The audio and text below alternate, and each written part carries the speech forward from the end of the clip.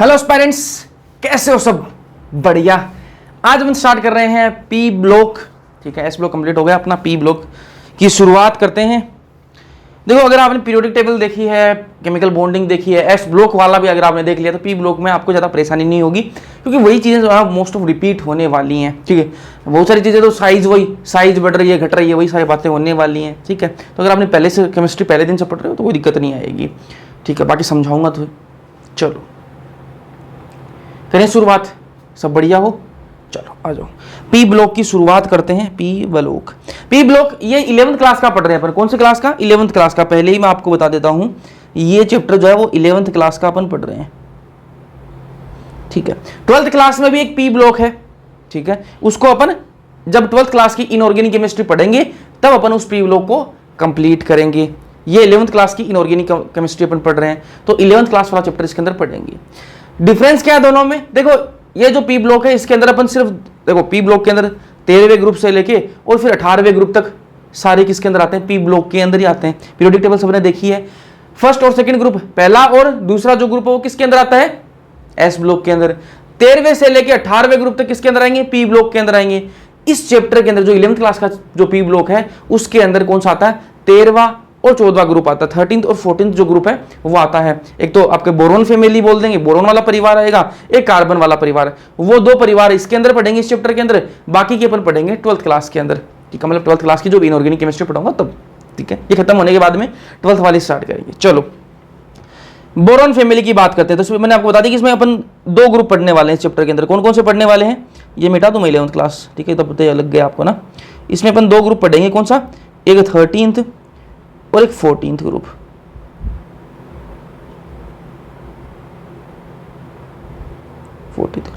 होते हैं इसमें क्या है वो तो 15, 16, 17 वो अपन कहाँ पढ़ेंगे? 12th वाली के अंदर। इतना समझ में आ गया? चलो अब इसमें क्या क्या पढ़ेंगे अपन? पहले 13th पढ़ेंगे, फिर 14th ग्रुप पढ़ेंगे, इनके कंपाउंड्स की बात करेंगे, वो सारी चीजें देख लेते हैं। आ जाओ। तो बोरोन फैमिली, सबसे पहले क्या है? Boron family. बोरोन फैमिली क्यों बोल रहे हैं? क्यों कहा इसको? क्योंकि 13th ग्रुप के अंदर सबसे पहले कौन है? बोरोन है, इसलिए क्या बोलते हैं? Boron family. 14th ग्रुप, 14वां ग्रुप उसके अंदर क्या है? कार्बन है, तो उसके क्या बोलते हैं? Carbon family. और 15वें के अंदर आपका नाइट्रोजन आएगा तो नाइट्रोजन फैमिली। और उसके बाद में 16वें के अंदर आपका ऑक्सीजन आ जाएगा तो ऑक्सीजन फैमिली। उसके बाद में आपकी हेलोजन आ जाएंगे तो हेलोजन फैमिली बोल दिया। और फिर उसके बाद में नोबल गैसेस है ही। ठीक है, तो इसलिए इसको बोरोन फैमिली बोला है। बोरोन फैमिली क्योंकि मेन ऊपर कौन बैठा है? ऊपर टॉप पर कौन बैठा है? बोरोन बैठा है। ऊपर इस ग्रुप के अंदर कौन बैठा है? टॉप पर कौन है? बोरोन है, इसलिए क्या बोल दिया अपन ने? बोरोन फैमिली बोल दिया। कोई दिक्कत है? नहीं होनी चाहिए यार, फैमिली तो बोला है बोरोन की। ठीक है, चलो 13th ग्रुप है। ये बोरोन फैमिली वाला कौन सा ग्रुप होता है? 13th ग्रुप होता है। 13वां ग्रुप कौन सा होता है? बोरोन वाला। अब इसको याद करने के लिए कौन कौन से इसके अंदर? बोरोन है, एल्यूमिनियम है, गैलियम है, इंडियम है, थेलियम है। ये सारे एलिमेंट्स किसके अंदर आते हैं? 13th ग्रुप के अंदर आते हैं, 13वें ग्रुप के अंदर आते हैं। तो जैसे पहले ग्रुप के अंदर एलिमेंट तत्व थे, दूसरे ग्रुप के अंदर तत्व थे, वैसे ही 13वें ग्रुप के अंदर भी ये तत्व हैं। कौन कौन से? Boron, aluminium, gallium, indium, thallium. ठीक है, याद करने के लिए जो सिंपल सी जो ट्रिक है सब ये इससे याद करते हैं। जब मैंने देखा है जिनको और याद करते हुए देखा, वो मैंने तो इसी ट्रिक से देखा है। बैंगन, आलू, गाजर इन थैला। कैसे याद करेंगे? बैंगन, बी फॉर बैंगन। बोरोन का मतलब बैंगन, आलू, गाजर इन थैला। ठीक है, ऐसे आप याद रख सकते हो उसको। तो बोरोन, एल्यूमिनियम, गैलियम, इंडियम और थैलियम, ये एलिमेंट्स आते हैं 13th ग्रुप के अंदर। 13वें ग्रुप के अंदर ये एलिमेंट्स आते हैं। समझ में आ गई इतनी बातें कि अपन पी ब्लॉक पढ़ रहे हैं। पी ब्लॉक 11th क्लास वाला पढ़ रहे हैं, तो 11th क्लास के एनसीईआरटी के अंदर तो देखा वो वाला पढ़ रहे हैं। इसके अंदर दो ग्रुप पढ़ेंगे, 13th और 14th ग्रुप। 13वां और 14वां ग्रुप पढ़ेंगे। 13वें ग्रुप को क्या बोलते हैं? बोरोन फैमिली बोलते हैं। क्यों बोलते हैं? क्योंकि टॉप पर कौन बैठा है? बोरोन बैठा है। तो इसमें कौन कौन से एलिमेंट्स आते हैं? बोरोन तो आएगा ही आएगा, उसके अलावा एल्यूमिनियम, उसके बाद में गैलियम, उसके बाद में इंडियम और उसके बाद थैलियम। ये सारे एलिमेंट्स इस ग्रुप के अंदर होते हैं। अब इनकी बात करते हैं अपन इलेक्ट्रॉनिक विन्यास।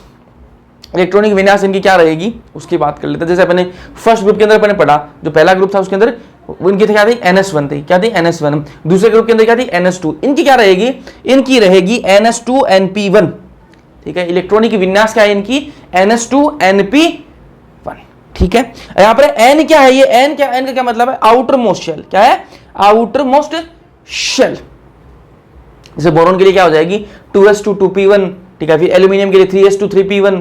ठीक है, फिर अपन बात करें गैलियम के लिए तो 4s2 4p1। ठीक है, उसके बाद में इंडियम आ जाएगा तो उसके लिए 5s2, उसके लिए 6 ठीक है, समझ में आ गई बात आपको।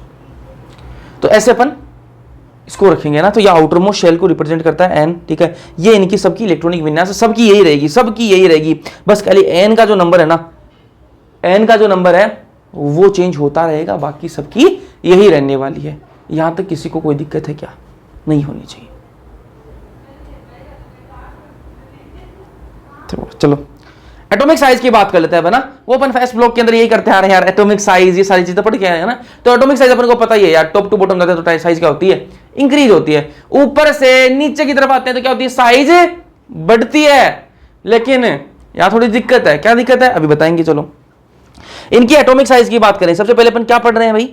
13वां ग्रुप पढ़ रहे हैं। 13वां ग्रुप के अंदर कौन आते हैं? बोरोन का परिवार आता है, वही बेंगेन आलोगा जिरिंथेला, ठीक है। इनके अपन परमाणु आकार की बात कर रहे हैं, एटॉमिक साइज की अपन बात कर रहे हैं, ठीक है। तो टॉप टू बॉटम जाएंगे तो साइज क्या होगी? इंक्रीज होगी। मतलब क्या हुआ कि बोरोन से एल्यूमिनियम की तरफ जाएंगे तो बोरोन से बड़ा कौन होगा? एल्यूमिनियम, क्योंकि उसके नीचे आ रहा है, तो जैसे नीचे जाएंगे तो साइज क्या होगी? बढ़ेगी। तो बोरोन से एल्यूमिनियम बड़ा होगा और एल्यूमिनियम से क्या होगा? गैलियम बड़ा होगा। बोल दो ना ना ना ना, गैलियम जो वो बड़ा नहीं होता एल्यूमिनियम से। तो भैया अभी आपने तो कहा कि टॉप टू बॉटम जाओगे, ऊपर से नीचे की तरफ जाओगे तो साइज बढ़ेगी। अभी आप बोल रहे हो कि गैलियम बड़ा नहीं होता एल्यूमिनियम से, ये क्या मतलब हुआ? ये क्या मतलब हुआ? आप तो कोई सही नहीं बोल रहे फिर। तो मैंने कहा कि हाँ साइज बढ़ती है, साइज बढ़ती है, ऊपर से नीचे की तरफ जाते हैं तो साइज बढ़ती है।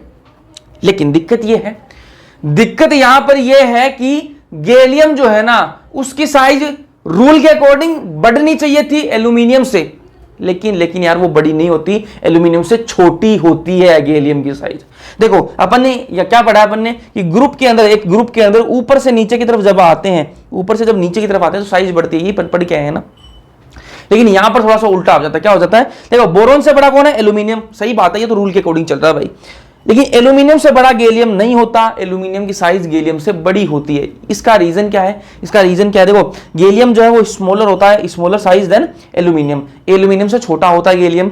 क्यों होता है? रीजन ये है कि भैया इनका आवरण जो प्रभाव होता है ना वो कम होता है, शील्डिंग इफेक्ट कम होता है। जब शील्डिंग इफेक्ट कम होता है तो इफेक्टिव न्यूक्लियर चार्ज जो वो ज्यादा होता है, ठीक है। जो प्रभावी नाभिकीय आवेश है ना वो अधिक होता है, ठीक है। गैलियम जो है उसका जो आवरण प्रभाव है, शील्डिंग इफेक्ट है, वो तो कम होता है, और जो इफेक्टिव न्यूक्लियर चार्ज है, प्रभावी नाभिकीय जो आवेश है वो क्या होता है? अधिक होता है।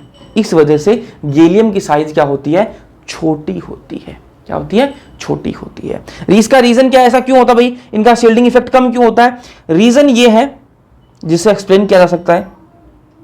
ये एस ब्लॉक वाला आ गया, ये यहां पर डी ब्लॉक है, ये यहां पर पी ब्लॉक है, ठीक है। और यहां पर आपका क्या था? 13th ग्रुप है, बैंगन आलू गाजर इन थैला, ठीक है। तो एक चीज नोटिस किया आपने कि गैलियम से पहले कौन स्टार्ट हो जाएंगे? डी ब्लॉक वाले स्टार्ट हो जाएंगे, डी ब्लॉक वाले एलिमेंट जो है वो स्टार्ट हो जाएंगे। तो गैलियम से पहले कौन स्टार्ट हो जाएगा? इधर कर लेता हूं उसको, थोड़ा आपको दिखेगा। गैलियम से पहले कौन स्टार्ट हो गया? डी ब्लॉक वाले एलिमेंट जो वो स्टार्ट हो जाते हैं। और डी ब्लॉक वालों क्या होता है? शील्डिंग इफेक्ट, जो आवरण प्रभाव है वो बहुत कम होता है। इस वजह से गैलियम का भी आवरण प्रभाव कम है, और आवरण प्रभाव कम होने के कारण क्या होता है? इनके अंदर इनका इफेक्टिव न्यूक्लियर चार्ज है वो बढ़ जाता है। अब जो प्रभावी नाभिकीय जो आवेश है वो बढ़ जाता है, उसका अधिक होने के कारण इसकी साइज जो है वो छोटी होती है एल्यूमिनियम के कंपैरिजन में।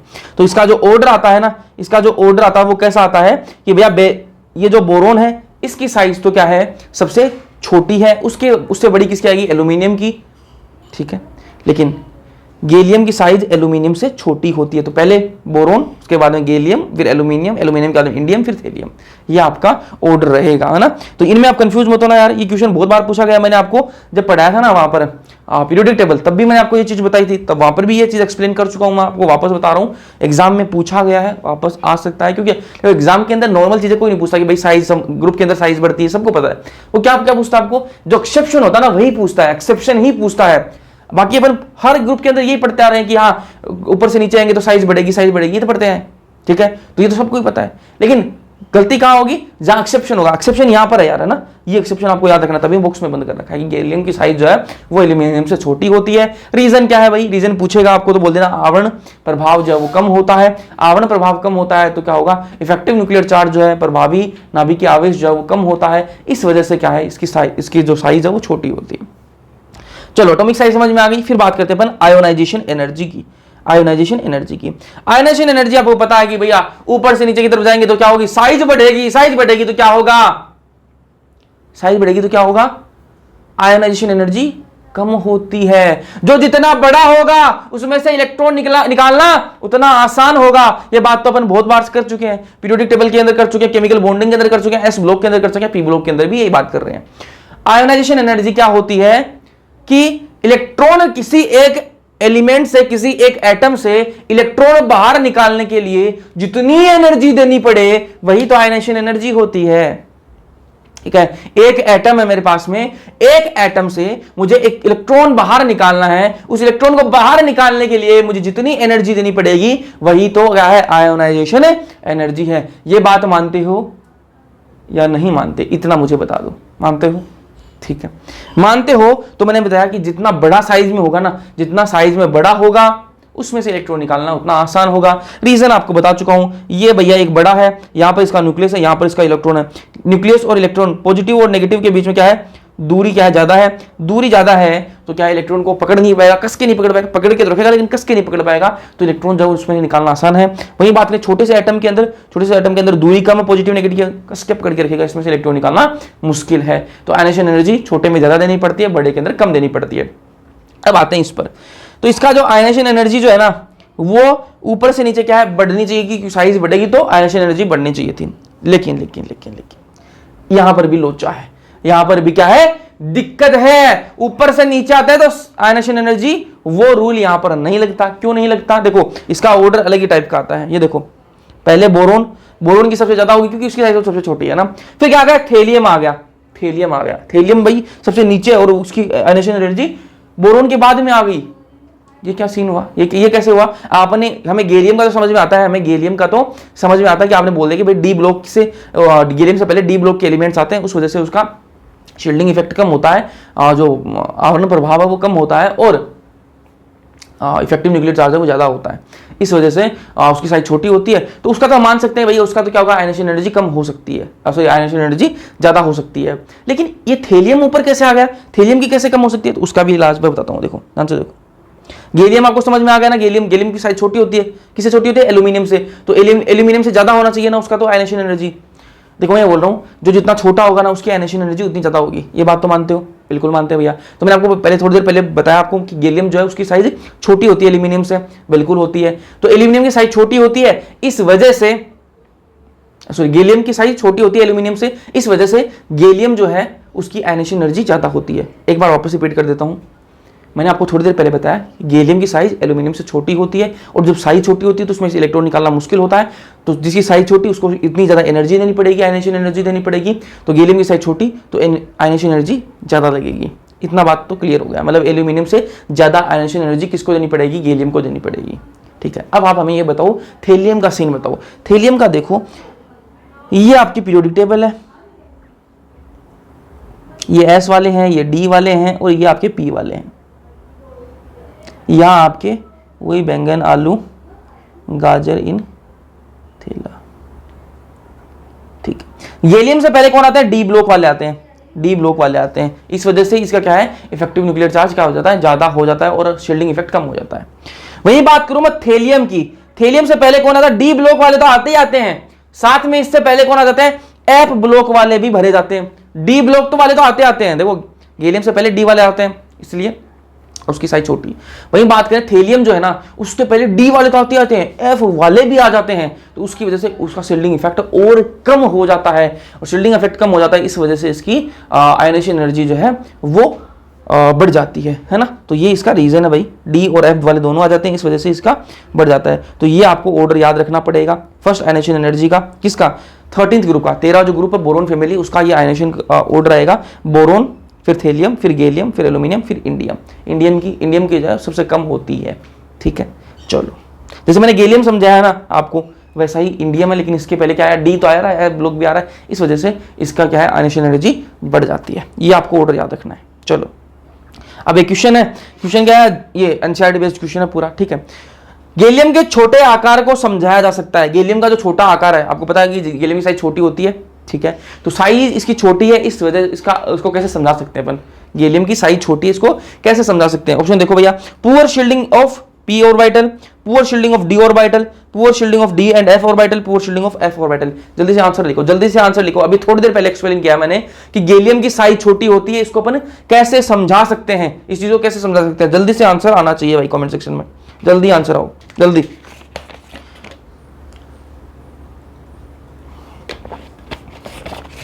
किसकी बात करी थी मैंने?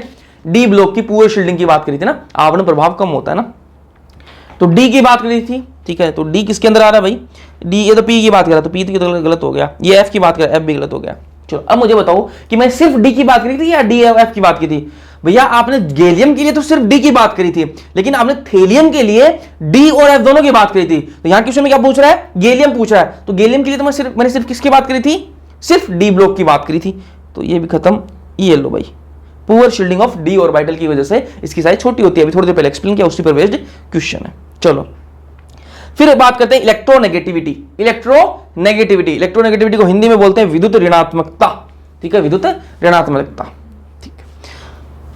क्या होती है ऑलरेडी पढ़ा चुका हूं आपको, कहां पर? पीरियोडिक टेबल के अंदर, ठीक है। Boron, aluminium, gallium, indium, thallium, ये सारे कौन से आपके? बोरोन फैमिली, आपको पता ही है ना।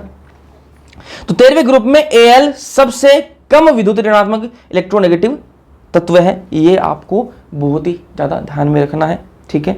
इसमें कोई आपको सोचना नहीं है, क्वेश्चन डायरेक्ट पूछा जाता है कि सब बोरोन फैमिली के अंदर सबसे कम इलेक्ट्रोनेगेटिव कौन होता है, तो बोल देना एल्यूमिनियम जो है वो सबसे कम इलेक्ट्रोनेगेटिव होता है, ठीक है। इसकी जो विद्युत ऋणात्मकता है वो सबसे कम होती है, किसकी? एल्यूमिनियम की, 13वें ग्रुप के अंदर। ऐसा है पूरे पीरियोडिक टेबल के अंदर नहीं, 13वें ग्रुप के अंदर, इस ग्रुप के अंदर 13वें ग्रुप के अंदर सबसे कम इलेक्ट्रोनेगेटिव कौन सा है, तो बोल देना एल्यूमिनियम जो होता है ना वो सबसे कम इलेक्ट्रोनेगेटिव है। फिर बात करते हैं अपन मेल्टिंग पॉइंट और बॉइलिंग पॉइंट, हिंदी में गलनांक और कप्थनांक बोलते हैं इनको, है ना, ठीक है। मेल्टिंग और बॉइलिंग पॉइंट बोल देते हैं यार, इतनी इंग्लिश तो चला लो, है ना, वरना महीने में उलझा रहूंगा, ठीक है। तो ये आपको बता दिया मैंने नाम। चलो मेल्टिंग पॉइंट की बात कर लेते हैं ना। तो पहले बी से Ga तक, बोरोन से गैलियम तक घटती है। मेल्टिंग पॉइंट जो है, गलनांक जो है वो कहां से? बोरोन से गैलियम तक, तो क्या होगा? घटेगा, ठीक है, घट गया। उसके बाद में बढ़ता है, ठीक है। देखो यहां पर मैं इसको मैं उठाकर यहां ले आता हूं, 1 मिनट दीजिए, कॉपी एंड पेस्ट, या इसकी थोड़ी सी जरूरत पड़ेगी तो इसको देख लेते हैं। चलो देखो मेल्टिंग पॉइंट की बात कर रहे हैं, तो पहले अपन बोरोन से, ठीक है, बोरोन से एल्यूमिनियम, फिर गैलियम, बोरोन से एल्यूमिनियम गैलियम की तक आएंगे ना, तब इतनी देर तो घटेगा अपना मेल्टिंग पॉइंट, है ना, कि सबसे ज्यादा क्या होगा, किसका मेल्टिंग पॉइंट किसका होगा? जो गलनांक है वो सबसे ज्यादा किसका होगा? बोरोन का। उसके बाद में एल्यूमिनियम की तरफ आएंगे तो और कम हो जाएगा मेल्टिंग पॉइंट, ठीक है। उससे कम नीचे आएंगे गैलियम की तरफ तो और कम हो जाएगा, लेकिन गैलियम से आगे जैसे चलेंगे ना तो फिर बढ़ना स्टार्ट हो जाएगा, फिर बढ़ना स्टार्ट हो जाएगा। एग्जाम्पल की बात करें, मान लो, एग्जाम्पल बोलो, एग्जैक्ट फिगर नहीं, एग्जैक्ट वैल्यू नहीं है, एग्जाम्पल बोल रहा हूं ना। मान लो इसका मेल्टिंग पॉइंट कितना? 50 डिग्री है, एग्जाम्पल है दोस्त, एग्जाम्पल 50 डिग्री है, ठीक है। एल्यूमिनियम का कितना हो जाएगा? 45 डिग्री, गैलियम का कितना हो जाएगा? 28 डिग्री, ठीक है। फिर इंडियम का एकदम से बढ़ेगा, फिर इंडियम का एकदम से बढ़ेगा, इसका मान लो 40 है, इसका मान लो फिर 45, ठीक है, ऐसे मान लो, एग्जाम्पल के लिए बोला मैंने। तो क्या करेंगे अपन? बोरोन से जैसे गैलियम तक आएंगे तो घट रहा है, देखो बोरोन से गैलियम की तरफ आ रहे हैं तो घट रहा है, उसके बाद में गैलियम से थेलियम की तरफ जा रहे हैं तो बढ़ रहा है, ठीक है। यही मैंने बताने की आपको कोशिश करी है दोस्त, ये एग्जैक्ट फिगर नहीं है इसलिए मैं बता रहा हूं ना। चलो आपको बस इतना ध्यान में रखना है कि भैया पहले बोरोन से गैलियम तक तो घटता है, ठीक है, बोरोन से गैलियम तक तो घटता है और फिर बढ़ता है, फिर बढ़ता है, ठीक है। ये बात आपको पता लग गई। अभी बोरोन की, इसको देखो, बोरोन का सबसे ज्यादा मेल्टिंग पॉइंट क्यों है? सबसे ज्यादा मेल्टिंग पॉइंट क्यों है इसका गलनांक सबसे ज्यादा क्यों है? इसका रीजन जो है वो किससे दिया जाता है? इसका रीजन इससे दिया जाता है कि बोरोन की जो है आइकोसाहेड्रोन संरचना के कारण, जो बोरोन की जो संरचना वो कैसी होती है? आइकोसाहेड्रोन होती है। मुझे पता है कि थोड़ा शब्द जो है ना वो थोड़ा सा उल्टा सीधा है, ध्यान से सुनो। बोरोन की जो मेल्टिंग पॉइंट है, जो गलनांक है, वो सबसे ज्यादा होता है, सबसे अधिक होता है, सबसे उच्च होता है। क्यों होता है? रीजन ये है कि बोरोन की जो संरचना होती है वो कैसी होती है? आइकोसाहेड्रोन होती है। कैसी होती है? आइकोसाहेड्रोन होती है। भैया ये आइकोसाहेड्रोन क्या होती है? हमें नहीं पढ़ना इस चक्कर में कि आइकोसाहेड्रोन क्या होती है, बस इतना पता होना चाहिए कि बोरोन का गलनांक जो है, मेल्टिंग पॉइंट है, वो सबसे अधिक होता है अपने ग्रुप के अंदर। क्यों होता है? रीजन ये है कि उसकी संरचना कैसी होती है? आइकोसाहेड्रोन होती है। उस संरचना की वजह से उसका गलनांक सबसे ज्यादा होता है। ये आइकोसाहेड्रोन दिखती कैसी है वो अपन को नहीं पढ़ना है, ठीक है। समझ, चलो। तो बोरोन की आइकोसा हाइड्रोन संरचना के कारण बोरोन का मेल्टिंग पॉइंट हाई होता है। बोरोन की आइकोसा हाइड्रोन संरचना के कारण उसका मेल्टिंग पॉइंट जो है वो हाई होता है। इतनी बात सिंपल है। चलो, melting point of gallium, gallium का जो मेल्टिंग पॉइंट है वो क्या होता है, बहुत ही कम होता है, वेरी लो होता है, बहुत ही कम होता है। देखो मैंने आपको दिखाया इसके अंदर सबसे कम किसका होता है, 28 डिग्री मैंने इसका ही दिखाया सबसे कम पूरे ग्रुप के अंदर। तो सबसे कम किसका होता है, गैलियम का ही होता है अपने ग्रुप के अंदर। 13वें ग्रुप की बात करें तो 13वें ग्रुप के अंदर सबसे कम किसका मेल्टिंग पॉइंट है, गलनांक सबसे कम किसका है, गैलियम का। ठीक है, बहुत ही कम होता है, 28 डिग्री सेल्सियस से 30 डिग्री सेल्सियस ही होता है इसका। ठीक है, मान लो एक काम करो, गैलियम लो, गैलियम लो, उसको जमा दो, जमा दिया, फ्रीज के अंदर रख दिया, उसके बाद में आप लाओ, ठीक है, हाथ में लो, ठीक है, थोड़ी देर में वो क्या हो जाएगा, मेल्ट हो जाएगा, गल जाएगा, थोड़ी देर में मेल्ट हो जाएगा। क्यों हो जाएगा, क्योंकि आपका टेम्परेचर तो 37 डिग्री है ना, ठीक है, उसको तो कितना चाहिए, 28 से 30 डिग्री चाहिए, उसका काम खलास। ठीक है, तो गैलियम जो है उसका मेल्टिंग पॉइंट है वो बहुत ही कम होता है। ठीक है, फिर बात करें बॉइलिंग पॉइंट की। ये मेल्टिंग पॉइंट तो आपको समझ में आ गया भैया, मेल्टिंग पॉइंट तो समझ में आ गया। अब बात करें बॉइलिंग पॉइंट। ठीक है, बॉइलिंग पॉइंट देखो तो ऊपर से नीचे घटता है, ठीक है, ये घटता जाता है, ये ऊपर से नीचे की तरफ आएंगे ना, बोरोन से थेलियम की तरफ आएंगी, बोरोन से जब थेलियम की तरफ आएंगे तो ये क्या है, घटता जाता है। मतलब सबसे ज्यादा किसका होगा, मेल्टिंग जो बॉइलिंग पॉइंट है, बॉइलिंग पॉइंट सबसे ज्यादा किसका होगा, बोरोन का होगा, और सबसे कम किसका होगा, थेलियम का होगा, क्योंकि ऊपर से जब नीचे की तरफ आएंगे तो ये घटता जाता है। ठीक है, मेल्टिंग पॉइंट की बात करें तो वो बोरोन से आप गैलियम तक आते हो तो घटता है, उसके बाद में वो बढ़ने लग जाता है। अब मैंने आपको बताया। वही बात करें अपन बॉइलिंग पॉइंट की, तो आप ऊपर से नीचे आते हो तो घटता है बॉइलिंग पॉइंट। अब गैलियम के बारे में कुछ खास बातें देख रखी है, दे रखी है। गैलियम का मेल्टिंग पॉइंट अत्यंत कम होता है, गैलियम का मेल्टिंग पॉइंट बहुत कम होता है, अपन को पता है भाई 28 डिग्री देखा अपन ने अभी। लेकिन इसका बॉइलिंग पॉइंट अधिक होता है, बॉइलिंग पॉइंट इसका अधिक होता है।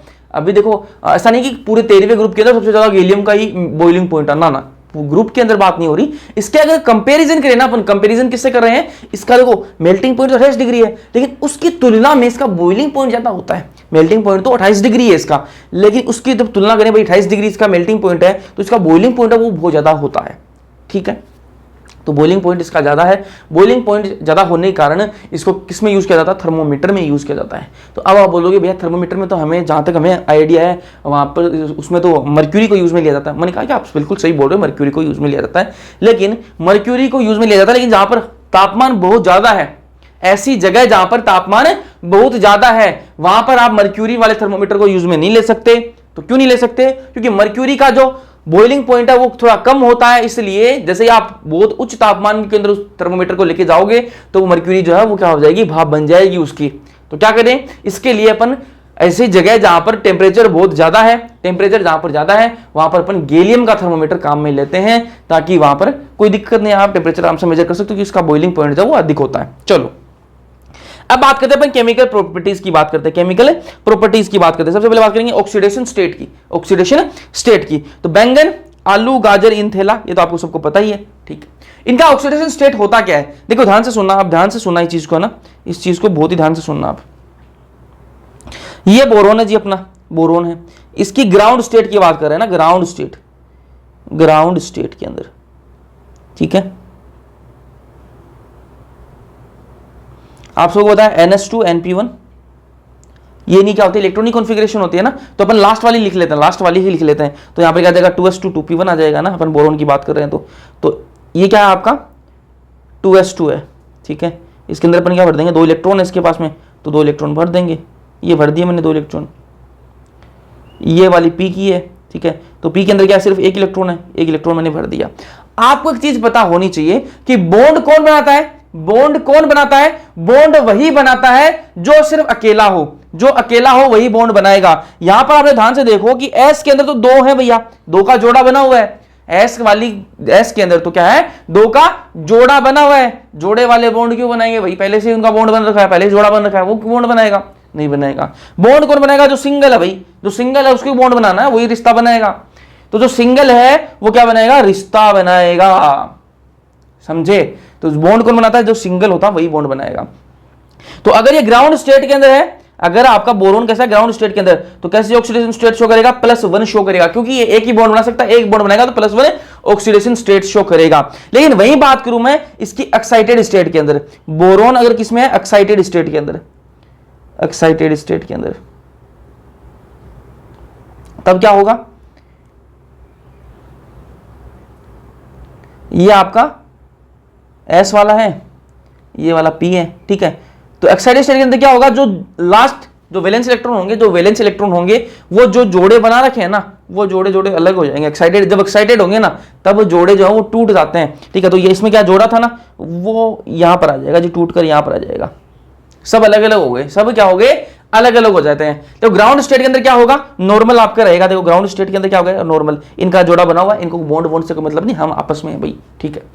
ये बेचारा अकेला है तो उसको क्या बॉन्ड बनाना पड़ेगा, दूसरा चाहिए उसको साथ चाहिए तो बॉन्ड बनाना पड़ेगा। जब एक्साइटेड स्टेट के अंदर आते हैं ना, एक्साइटेड स्टेट के अंदर आते हैं तो ये है ना, इसको छोड़ के आगे चला जाता है। तो इसको छोड़ के यहां आ गया ये।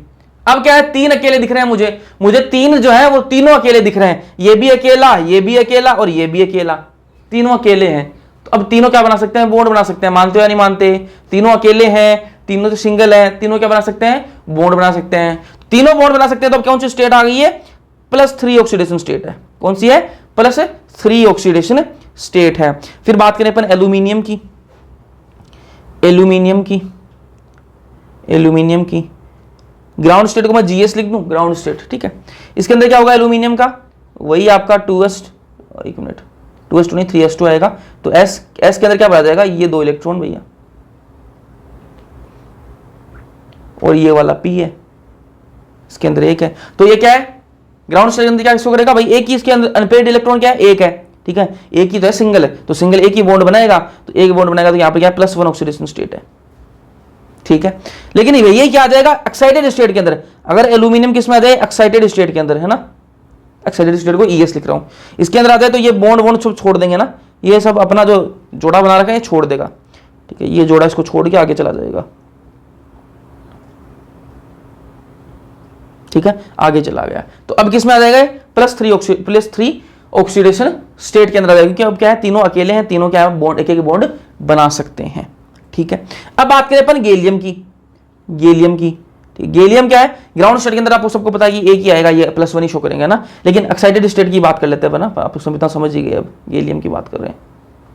तो जो गैलियम में के अंदर S में से है ना, ये S वाला जो इलेक्ट्रॉन है इसको ना इसमें से निकाल के इसके अंदर भेजना मुश्किल होता है गैलियम के अंदर, लेकिन इतना भी मुश्किल नहीं, उसको भेज सकते हैं अपन, भेज सकते हैं, ठीक है। जितना आसानी से ये बोरोन वाला चला जाता है ना, ये बोरोन वाला एक्साइट होकर आगे चला जाता है, उतनी आसानी से गैलियम वाला नहीं जाता है, लेकिन फिर भी चला जाएगा, एक्साइटेड स्टेट के अंदर क्या होगा, ये इसमें 1 रह जाएगा, इसमें ये 1 रह जाएगा, और P वाले के अंदर आगे 1 ये, ठीक है। तो ये भी +3 ऑक्सीडेशन स्टेट शो कर देगा। वही बात करें अपन इंडियम की, तो इंडियम की एक्साइटेड स्टेट के अंदर बात करें तो ये भी थोड़े नाटक करेगा इस वाला, लेकिन फिर एक्साइट होकर क्या चला जाएगा, P के अंदर चला जाएगा, बोलो मैं भी सिंगल हूं, थोड़ा नाटक तो करेगा कि भाई सिंगल होने में थोड़ा नाटक करेगा, ब्रेकअप नहीं करेगा, लेकिन ब्रेकअप करवा देंगे अपन, है ना, ब्रेकअप करके वो चला जाएगा आगे, है ना, बोलो मैं भी अब सिंगल हूं, मैं भी बॉन्ड बनाऊंगा। इसके अंदर 1 रह जाएगा, वो यहां पर आ जाएगा P के अंदर, इसको छोड़ के ना, इसको छोड़ दिया बेचारी को, और यहां पर आ गया, और ये +3 ये भी शो कर देगा। लेकिन वही बात करें अपन थेलियम की देखना, थेलियम को ध्यान से देखना, वही बात करें थेलियम की, तो थेलियम जो है ना, इसका भाई रिश्ता पक्का है, इसका रिश्ता पक्का है, ये ऐसे ही ब्रेकअप नहीं करेगा, आप इसको कितना ही आप चढ़ा दो इसको, ये इसके साथ में ब्रेकअप करता ही नहीं है। तो ये क्या है, ये भैया अपनी वाली को नहीं छोड़ता है, ये अपनी वाली को छोड़ता ही नहीं है, इसको आप कितना ही एक्साइट करो, ये अपनी वाली को नहीं छोड़ता है। जब ये दोनों क्या है, ये दोनों जोड़े में, ये अपनी वाली को नहीं छोड़ेगा बिल्कुल भी, आप कितना एक्साइटेड कर दो इसको, एक्साइट करके इसको यहां पर भेज ही नहीं सकते, यहां पर जब तक नहीं आएगा तब तो ये सिंगल नहीं होगा, तो ये वाला बॉन्ड में पार्टिसिपेट नहीं कर सकता, बॉन्ड नहीं बनाएगा। बॉन्ड कौन बना सकता है, सिर्फ ये अकेला बना सकता है, जब एक बॉन्ड बना सकता है तो क्या आ जाएगा, +1 ऑक्सीडेशन स्टेट आ जाएगी, क्या आ जाएगी, +1 ऑक्सीडेशन स्टेट शो करता है। जो थेलियम है वो कैसे करता है, +1 ऑक्सीडेशन स्टेट शो करता है। देखो आपको, आप बोलोगे भैया इसको हम कैसे ना कैसे इसको मना के इसको बोलेंगे हम तेरे को एक्स्ट्रा राय दिलाएंगे, तो एक बार इसको छोड़ के इधर तो आ तेरे को एक्स्ट्रा राय दिलाएंगे। मैंने कहा कि आप बोल दोगे इसको, ये आ भी जाएगा, लेकिन थोड़ी देर बाद में वापस इसके पास में आ जाएगा, नहीं आ जाएगा। इनका रिश्ता जन्मों जन्म का है, ये +3 ऑक्सीडेशन स्टेट शो नहीं कर सकता। आप थोड़ी देर के लिए बनवा सकते हो, थोड़ी देर के लिए आप +3 में ला सकते हो उसको, लेकिन वापस ये स्टेबल जो है ना, स्टेबल किस में होगा, +1 के अंदर ही स्टेबल होगा। थेलियम जो है वो स्टेबल किसके अंदर होता है, +1 के अंदर ही होता है। तो मैंने आपको एक चीज बताई, ऑक्सीडेशन स्टेट बोरोन किसमें, +1 भी +3 भी, लेकिन ज्यादा बढ़िया किसमें, +3 में। चलो एल्यूमिनियम +3, गैलियम +3, इंडियम +3, लेकिन थेलियम जो है वो +1 के अंदर, +1 के अंदर, ये आपको ध्यान में रखना है, थेलियम किसके अंदर है, +1 ऑक्सीडेशन स्टेट के अंदर है ना।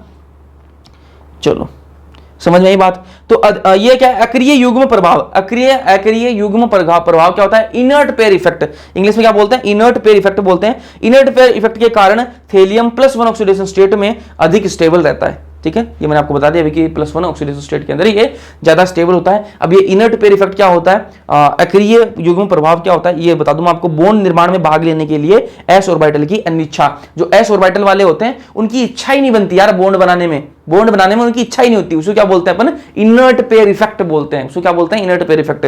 ठीक है, अक्रिय युग्म प्रभाव हिंदी में, इंग्लिश में इनर्ट पेयर इफेक्ट। ये होता क्या है, तो बॉन्ड निर्माण के भाग में, जो बॉन्ड निर्माण में भाग लेने के लिए जो एस ऑर्बिटल वाले हैं वो उनकी इच्छा ही नहीं बनती, वो अनिच्छा है, मतलब वो इच्छा ही नहीं करते ना। तो वही तो हो रहा है यहाँ पर, वही तो हो रहा है। ये दोनों है ना एस वाले, ये दोनों एस वाले हैं, ये एस वाले दोनों एक दूसरे को छोड़ के जाना ही नहीं चाहते, इनके बॉन्ड बनाना ही नहीं चाहते कि हम खुद की में खुश है भाई, हम खुद में ही खुश हैं, हमें किसी के पास में नहीं जाना, हमें कोई बॉन्ड नहीं बनाना, हम दोनों साथ में हैं, हम खुश हैं, हमें खुश हैं। आप बोलोगे हमें कि यहां चला जाऊंगा तो बॉन्ड बना लोगे, नहीं मुझे चाहिए नहीं बॉन्ड, मुझे चाहिए ही नहीं बॉन्ड, मुझे इसके साथ में ही रहना है। ठीक है, चलो समझ में आई ये बात। अभी क्वेश्चन है, ये क्वेश्चन देख लो भाई। क्वेश्चन आया है AIPMT 2015 के अंदर क्वेश्चन आया हुआ है, ध्यान से देखो। एल्यूमिनियम, गैलियम, इंडियम और थेलियम के बीच +1 ऑक्सीडेशन स्टेट की स्थिरता का बढ़ता हुआ क्रम बताना है। ठीक है, एल्यूमिनियम है, गैलियम है, इंडियम है, थेलियम है, इनके अंदर +1 ऑक्सीडेशन स्टेट की स्थिरता का बढ़ता हुआ क्रम, कि भाई +1 ऑक्सीडेशन स्टेट के अंदर सबसे ज्यादा बढ़िया स्टेबल कौन रहेगा, ठीक है, उसका बढ़ता हुआ क्रम अपन को बताना है। तो यहां किसको बोल रहा भाई, थेलियम को सबसे कम बोल रहा है। ओहो, पहला ही ऑप्शन गलत हो गया यार, ये तो गलत हो जाएगा। थेलियम का सबसे कम थोड़ा ना होता है, थेलियम तो बढ़िया रहता है, +1 के अंदर तो राजी रहता है बढ़िया वो। ठीक है, थेलियम का अभी तो बताया मैंने आपको, ये देखो थेलियम तो +1 ऑक्सीडेशन स्टेट के अंदर राजी रहता है, वो तो अपनी वाले के साथ में खुश है भैया, उसको नहीं चाहिए कोई ऐश्वर्या वैश्वर्या, उसको बॉन्ड नहीं चाहिए, वो अपने वाले के साथ में खुश है। ठीक है, तो ये देखो थेलियम का सबसे कम नहीं तो नहीं होगा, सबसे ज्यादा ही होगा। थेलियम का तो +1 ऑक्सीडेशन स्टेट के अंदर तो बढ़ता हुआ क्रम के अंदर सबसे ज्यादा आएगा थेलियम का। तो इसके अंदर भी एल्यूमिनियम का सबसे ज्यादा रहेगा, थेलियम बीच में रखा, ये भी गलत हो जाएगा। इसके अंदर थेलियम ज्यादा दे रखा है, इसके अंदर थेलियम ज्यादा रखा है, तो मतलब ऑप्शन तो सी और डी में से ही आने वाला है।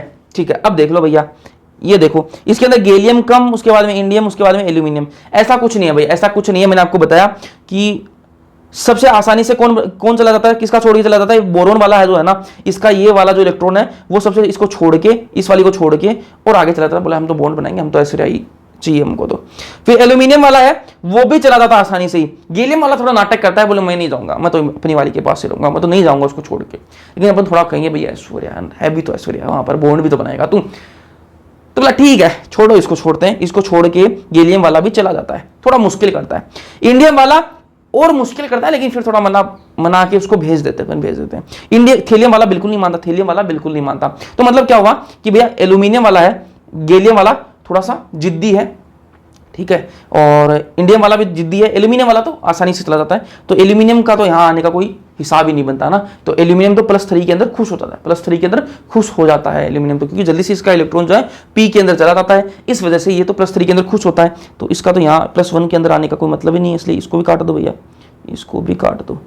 ये अब डी वाला देखो, डी वाला ऑर्डर एक बार ध्यान से देखना, एल्यूमिनियम +3 के अंदर मतलब +1 के अंदर कम स्टेबल रहता है ना, तो सबसे कम ये, सबसे ज्यादा ये, इतना समझ में आ गया। फिर इंडियम, फिर गैलियम, ठीक है। तो ये ऑर्डर के हिसाब से ये कि भैया बोरोन वाला जो इलेक्ट्रॉन है वो जल्दी से P के अंदर चला जाता है, बिल्कुल भैया, तो वो +3 के अंदर ज्यादा स्टेबल रहता है बोरोन का, क्योंकि वो चला जाता है आगे।